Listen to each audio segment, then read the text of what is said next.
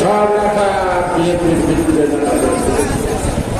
গণতন্ত্রের বিএনপি একটি নাম এক এবং অভিজ্ঞ বিএনপির বিরুদ্ধে ষড়যন্ত্র আর গণতন্ত্রের বিরুদ্ধে ষড়যন্ত্র আমি এক পাখিটি মানতে চাই, এক মাটি মানতে চাই।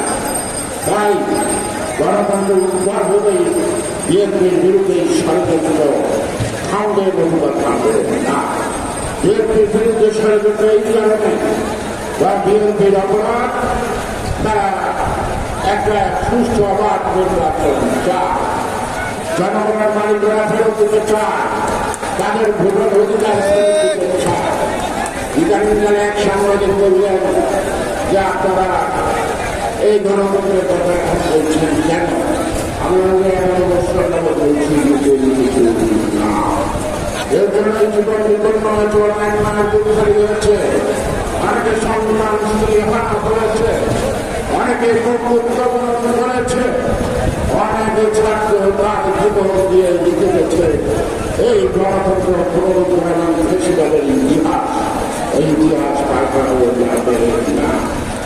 আজকে যারা সরকারে আছে তাদেরকে বুঝতে হবে বিপ্লব অর্থাৎ দীর্ঘ 11 বছরের আন্দোলনের ফসল আজকের সরকারকে বিশ্বাস করে জনগণ দিয়েছে, তারা কি নির্দলীয় নিরপেক্ষ নির্বাচন করতে সম্ভব হবে? কারণ তারা কোনো দলীয় না যে নীতিগুলির ব্যক্তিদের সমন্বয় গঠিত গণতন্ত্রকালীন সরকারের নানা ধরনের নানা কথা বলে ফুটে উঠে তারা কোনো রাজনৈতিক দল প্রচেষ্টা করছে, অর্থাৎ বিএনপিকে মোকাবেলা করা নির্বাচনের মাধ্যমে বিএনপিকে মোকাবেলা করা যায়।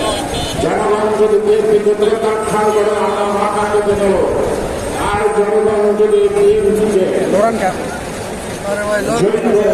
অথবা রাষ্ট্রীয় দায়িত্ব দেয় তাতে আপনাদের মনে কষ্ট আনার কোনো কারণ আছে। আজকে এই সরকারের নাকি চুক্তি করছে আরাকানের সাথে, সরকার চুক্তি করছে আরাকানের সাথে